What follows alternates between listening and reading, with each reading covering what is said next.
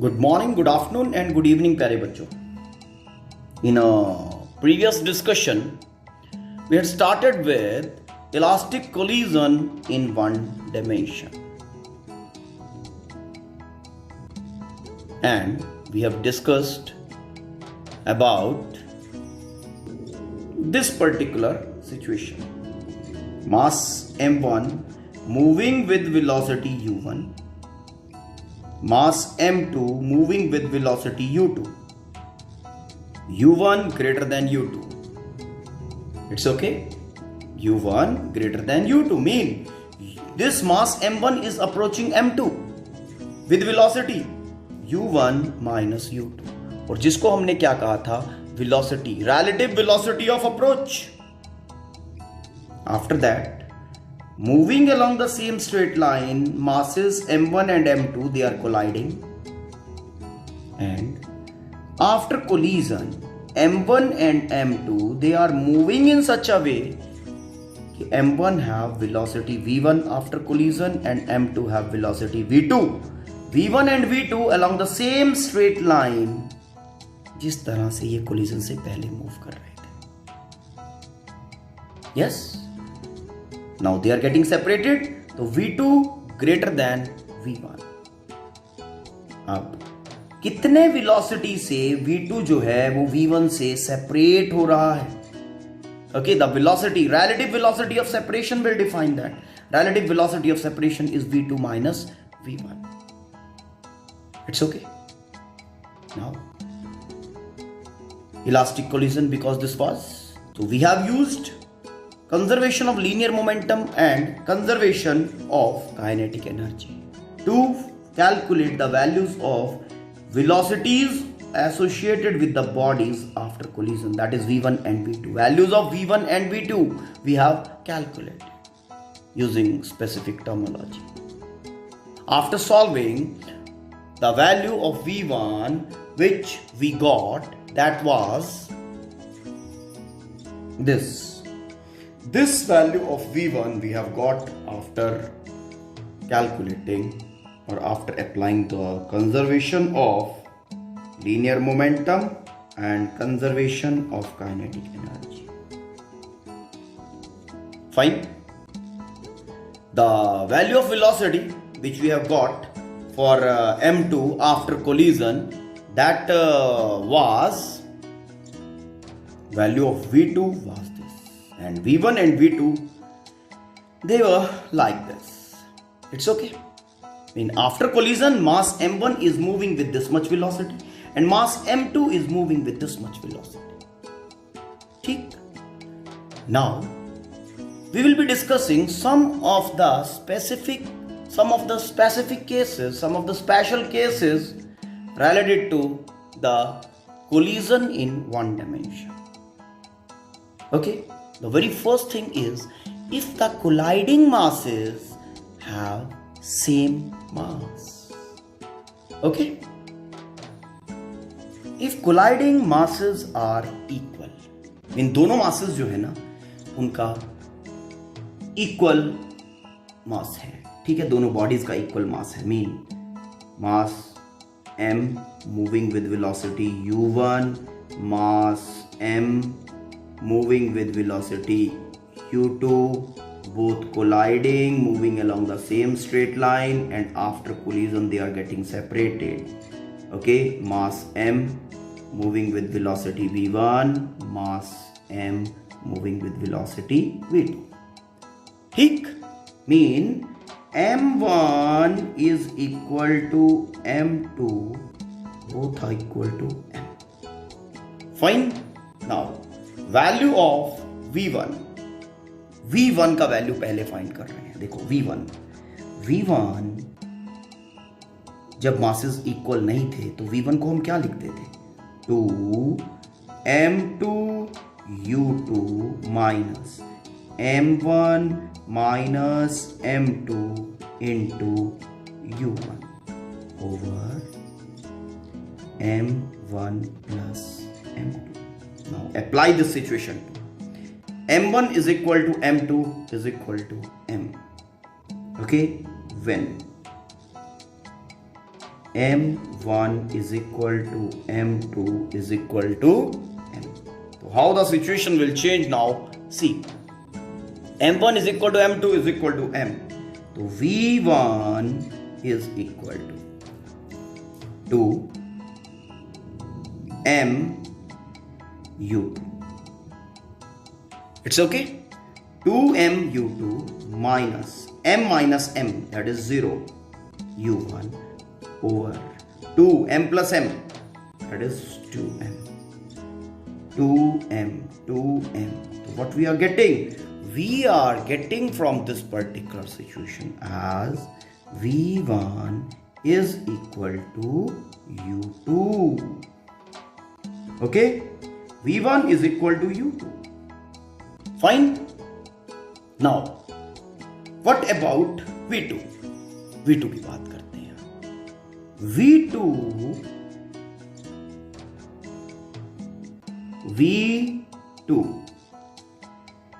okay, for the initial situation, V2 we have got as 2M1 U1 plus M2 minus M1 into U2 over M1 plus M2. Now for the specific situation when the colliding bodies have equal masses,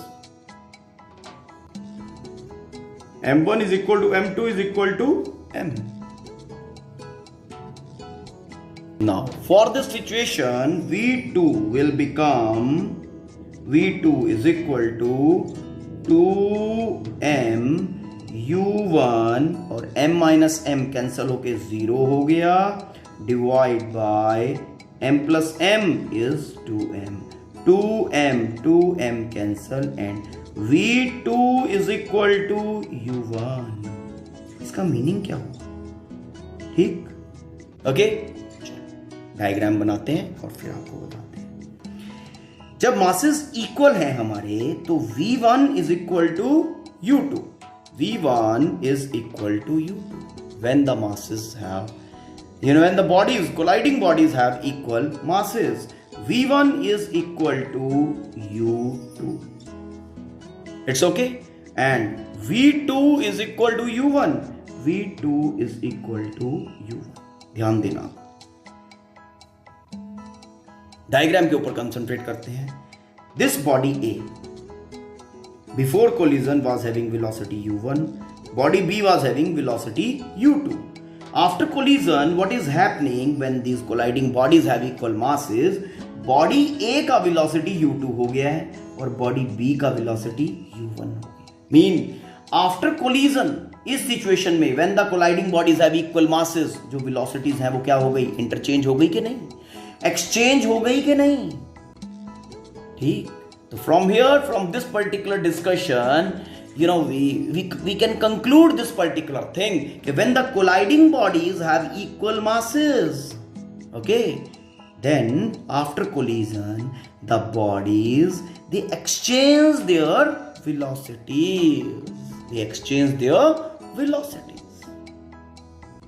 So in case of elastic collision, when the colliding bodies have equal masses, colliding elastically the bodies of equal masses, mean जब colliding bodies equal masses वाली है ना, they exchange their velocities after collision. Collision के बाद वो अपनी velocities exchange कर लेती हैं. It's okay? Now situation 2. Colliding bodies have equal masses and the target body is at rest. Okay? Now what this situation is basically, this body, approaching body, okay, mass m1, body A, moving with velocity u1, okay, body B, this is target body, at rest, mean u2 is equal to 0. ठीक है. After that दोनों ने collide किया and after collision what will be happening, देखते हैं क्या होगा. v1 velocity से let v2 velocity से ये भी चला जा रहा है. तो what are the values of v1 and v2? Let us. Okay? अभी हमने क्या कहा था? V1 एंड V2 के values already we have calculated ना, तो V1 का जो वैल्यू था that was V1 is equal to 2m2 U2. Yes, V1 and V2 की वैल्यूज आफ्टर कोलिजन ये होते हैं. अब इन वेलोसिटीज को हम इस सिचुएशन के अकॉर्डिंगली, ठीक है, मॉडिफाई करते हैं. कर दे. Colliding masses are equal and target body is at rest, mean U2 is equal to 0. Fine. Now V1 will be equal to V1 is equal to U2 is 0, तो ये term U2 0 के कारण ये term 0 हो गया. Colliding masses are equal, colliding masses are equal. ठीक, तो जब कोलाइडिंग मासेस आपके इक्वल हैं तो m माइनस m वो भी 0 हो गया, divide by m plus m, that is 2m. 0 by something, mean V1 जो बॉडी A है, बॉडी A का वेलोसिटी कितना हो जाएगा? 0. It's okay. ठीक है. Now body B, V2. V2 is equal to m U1 plus m minus m, that is 0 over 2m. 2m mean V2 is equal to U1. आप ध्यान देंगे. देखो सिचुएशन में हुआ क्या. U1 is equal to body A के लिए velocity U1 था, बॉडी B के लिए जो वेलोसिटी था वो 0 था, because target body at rest हमने कहा था. दोनों ने कोलाइड किया. ठीक, तो V1 का वैल्यू हो गया 0. ओके, मीन बॉडी A ने B को स्ट्राइक किया तो बॉडी A रेस्ट पे आ गया और B भागने लगा. कितने वेलोसिटी के साथ? V2 is equal to U1 का वेलोसिटी. इन जनरल ये सिचुएशन कैरम में हम फेस करते हैं. अगर हम स्ट्राइकर की जगह कॉइन ले लें, because all the coins they have same masses, okay, तो this situation can be demonstrated over there. It's okay. एक कॉइन दूसरे कॉइन को हिट करता है तो उसका प्लेस ले लेता है और जो जिसको हिट किया वो आगे सेम वेलोसिटी से रनिंग स्टार्ट कर देता है. It's okay. तो वही कहानी हो रही है कि मासेस आर इक्वल, तो velocities after collision are exchanged. Now elastic collision वाले सिचुएशन में how the velocities will be affected जब m1 is much larger in comparison to m2. Mean एक साइकिल वाला आगे चला जा रहा है, ओके, उसको पीछे से टक्कर मारा एक ट्रक ने. m1 is much larger in comparison to m2. ये अपना m1 going with velocity u1. Suppose ये ट्रक है. नाउ मास m2, साइकिल वाला, mass m2 going with velocity u2. दोनों ने इलास्टिकली कोलाइड किया and after collision their velocities, let us see क्या होती है. v1 एंड v2 का वैल्यू इस सिचुएशन के अकॉर्डिंगली मॉडिफाई करते हैं. Collision which is happening that is elastic collision. ठीक है. तो सबसे पहले v1 और v2 जनरल सिचुएशन में जब इलास्टिक कोलिजन इज हैपनिंग, क्या है v1 v2 के वैल्यूज वो देखो. Now how the considered situation will affect the velocities. हमने क्या कंसिडर किया है? m1 is much larger in comparison to m2. ध्यान देना, when m1 is much larger in comparison to m2, तो क्या होगा? m1 plus m2. m1 much larger in comparison to m2, तो m1 plus m2 will be nearly equal to m1. ठीक, m1 plus m2 nearly equal to m1, क्योंकि m1 बहुत larger है in comparison to m2. ठीक है. और कौन सा टर्म है यहाँ पे? m1 minus m2. m1 minus m2 का क्या हाल होगा? m1 minus m2 nearly equal to m1. क्यों? क्योंकि m1 is much larger in comparison to m2. ठीक. Third thing is m2 minus m1. m2 minus m1. This will be nearly equal to m1 because m1 is much larger, तो negative sign आएगा इसके साथ minus m1. Now applying these approximations to this equation, this value of v1 and v2, we can have the information about the velocities v1 and v2 of the bodies after collision, when the bodies are colliding elastically. It's okay. Now let us see what will be the values of v1 and v2 after collision for the given situation. Now value of v1 will be equal to 2m2 u2 will be same, इसमें कोई change नहीं आएगा, u2 ठीक है, no doubt, क्योंकि m2 बहुत small है इन comparison to m1, तो ये टर्म स्मॉल हो सकती है, ठीक है ना. Now plus m1 minus m2. अब m1 minus m2 is nearly equal to m1, तो ये बना m1 u1 over m1 plus m2. m1 plus m2 is nearly equal to m1. ये वैल्यू ऑफ वेलोसिटी बनेगा आपका. This will be the value of v1. Okay. Now value of v2. v2 देखो क्या बनेगा. v2 is equal to 2m1 u1 same, no change, plus m2 minus m1. m2 minus m1 is minus m1 minus m1 u2. It's okay. अभी इसको करते हैं settle. m1 plus m2 is m1. तो v2 is equal to कितना बना. v2 is equal to m1 u1 minus m1 u2 over m1. ये आपका velocity बनेगा मास m2 का. It's okay. ठीक. अब इसी में एक स्पेशल केस और सिचुएशन को थोड़ा सा और मॉडिफाई करते हैं. m1 is much larger in comparison to m2. Okay. And the target body is at rest. वहां से आपको सही एक्सपोजर मिलेगा इन इक्वेशंस के बारे में. ठीक है. तो let's take the case number 4.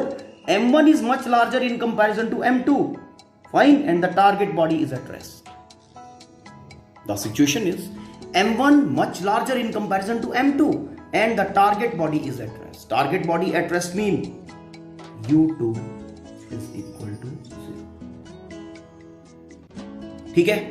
फिर दोबारा से v1 v2 का वैल्यूज लिख लो. Elastic collision in one dimension में जो वेलोसिटीज आफ्टर कोलिजन हमें मिलते हैं उनके वैल्यूज लिख लेते हैं. Let us see. Now values of v1 and v2 after collision. ठीक है. अच्छे से पहचान गए हो ना अब तो.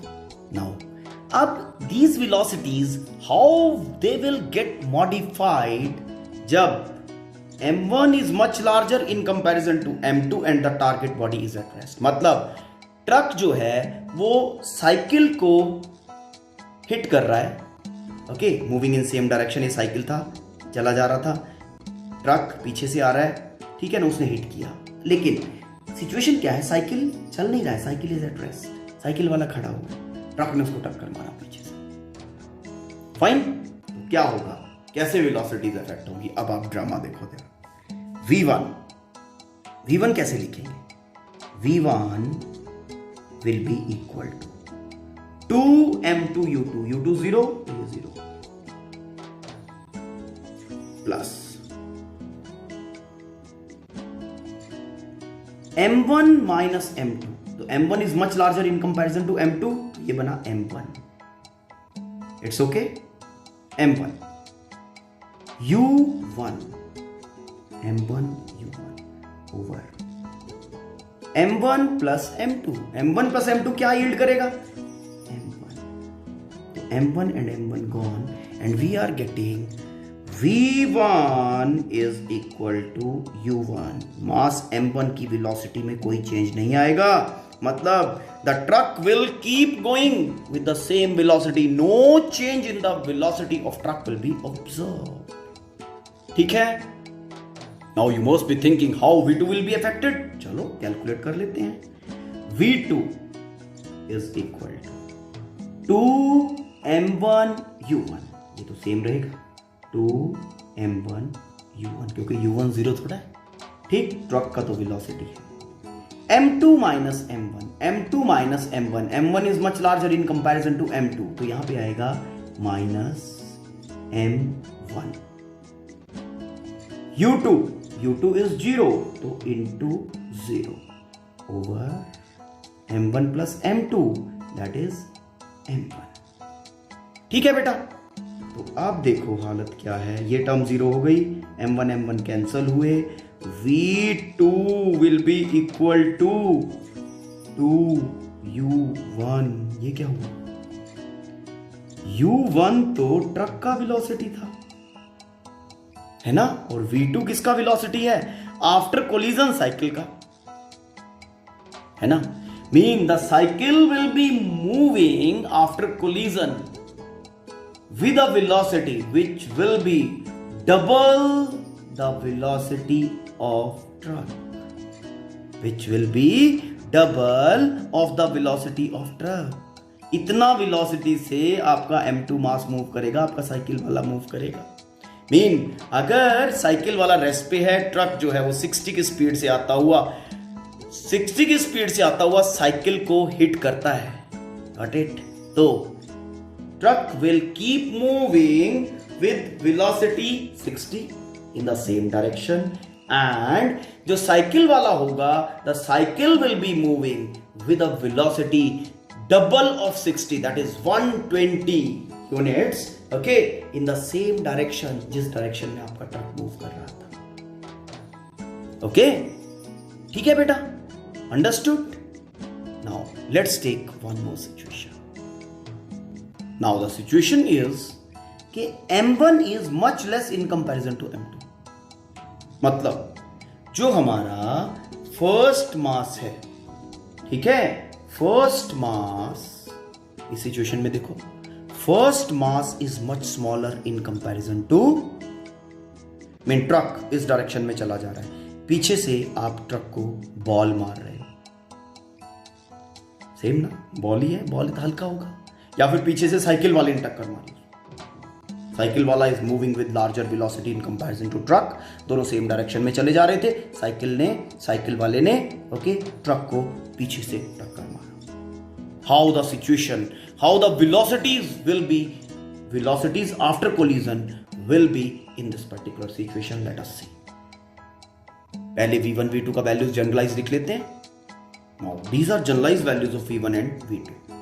Okay, when the bodies are colliding elastically, okay, moving before and after collision along the same straight line. ये V1 V2 के वैल्यूज हैं. अब हम क्या कर रहे हैं, ये m1 much less in comparison to m2. ठीक, ओके, इस सिचुएशन को यहां पे अप्लाई करते हैं. सी, V1 will be equal to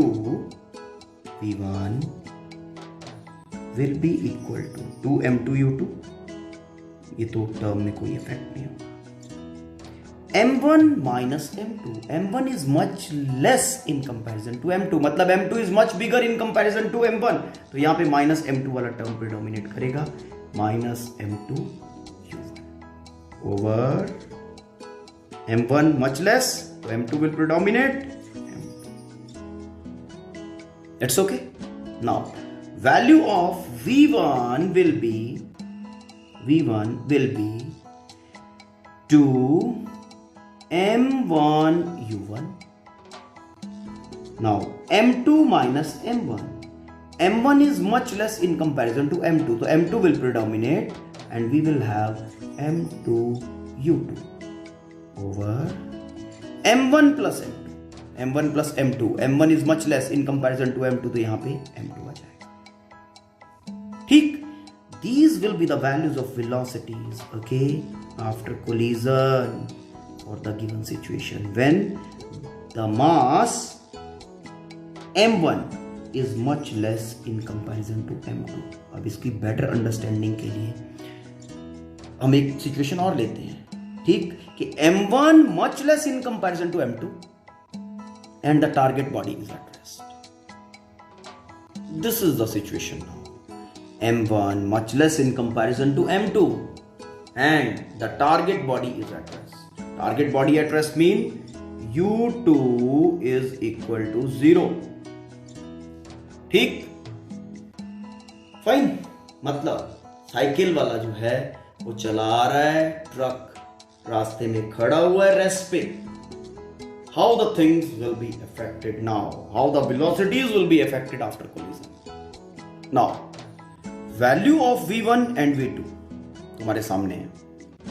अब इस सिचुएशन के लिए how these velocities will be modified? देखो बेटा, m1 much less in comparison to m2, तो अपना जो v1 बनेगा that will be 2m2 u2, u2 is 0, तो ये 0 हो गया, plus m1 minus m2, m1 is much less in comparison to m2, मतलब m2 is much larger, तो negative minus m2 will predominate, negative m2, then u1 आएगा साथ में, okay, divide by m1 plus m2, m1 plus m2 will be m2, because m2 is much bigger in comparison to m1, m2 will cancel and v1 will be equal to minus u1. It's okay.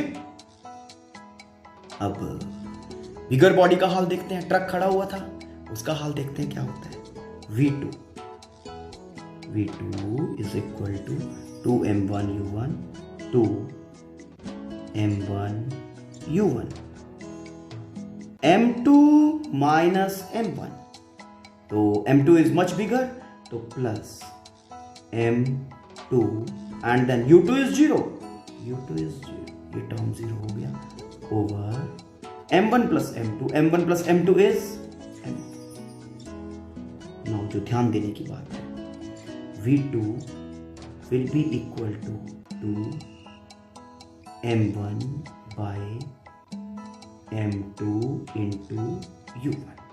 अब जो ध्यान से देखो, जो mass of truck है m2 much bigger in comparison to m1, तो ये ratio will be very much small, मतलब 1 से बहुत कम, तो जब 1 से बहुत कम फैक्टर से किसी को मल्टीप्लाई करते हैं तो that gets smaller, mean v2 जो होगा that will be much smaller in comparison to u1, v2 will be much smaller in comparison to u1। ये सिनेरियो है, मतलब ट्रक खड़ा हुआ है स्टेशनरी, साइकिल ने उसको टक्कर मारा, तो v1 is equal to minus u1, mean cycle ने जिस वेलोसिटी से टक्कर मारा उतने ही वेलोसिटी से वो वापस इन द टक्कर मार के ऑपोजिट डायरेक्शन में नेगेटिव साइड है ना, वापस। एंड v2 का हाल क्या होगा, ट्रक की वेलोसिटी, ट्रक बहुत थोड़ा सा हिलेगा, v2 will be much less in comparison to u1, हल्का सा झटका ट्रक को लगेगा, बिगर बॉडी को लगेगा। Okay, now you must be thinking ये सिचुएशंस आपको क्यों बताएगा special cases. This situations are told to you क्योंकि रियल सिनेरियो में आप कोलिजन्स के बहुत सारे, एक्सीडेंट के बहुत सारे केसेस देखते हो, ठीक है। ओके, तो कभी ऐसा हो बॉडीज कोलाइड कर रही हैं और आपको आइडिया लगाना पड़े कि what will be happening after this particular collision, तो you should be getting a kind of idea, है ना, साइंटिफिक ब्रेन ना, तो we are developing that science in your brain, ठीक है। तो ध्यान से इसको आराम से गो थ्रू करना है, सिचुएशनली इसको समझने की कोशिश करनी है। Okay, just go through this particular content now, that elastic collision in one dimension is over with this particular discussion. Okay, लेकिन इस लेक्चर को गो थ्रू करने से पहले इट्स नेसेसरी कि you are going to part 1 of this particular article, ठीक। In the coming discussion, we will be taking elastic collision in 2 dimensions. If you find any kind of confusion in this, let me know about, then we will be discussing that particular thing particularly. Okay? Thank you. Have a nice day.